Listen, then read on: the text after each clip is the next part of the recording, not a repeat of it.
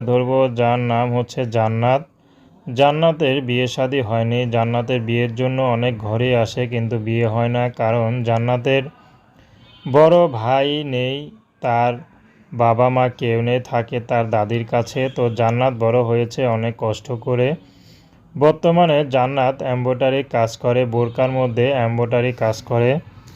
বোরকায় যে এমব্রয়ডারি কাজগুলো করে সে কাজ করে যা পায় তা দিয়ে কোনো মতে তার দাদির সাথে থাকে, দাদিকে সংসার চালায়। তো দাদিরই অনেক অসুস্থ, দাদির অনেক অসুখ লাগে, সেই ওষুধ কিনতেই তার অনেক টাকা খরচ হয়ে যায়।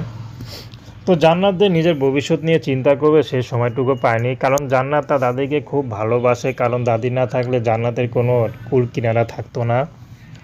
তো যাই হোক, বর্তমানে জান্নাত তার ভবিষ্যৎ নিয়ে একটু চিন্তা করছে, তারও তো বিয়ের বয়স হয়েছে, ইয়াং মেয়ে। তো জান্নাত চাচ্ছে যদি স্বামীর ঘর এখন করতে পারতাম তাহলে নিজেকে একটু ভালো লাগতো। সে 50, 60, 70 বছরের বয়স্ক পুরুষও হোক, সমস্যা নেই।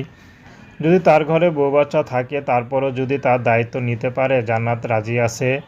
জান্নাতের কোনো পছন্দ নেই, তার পছন্দ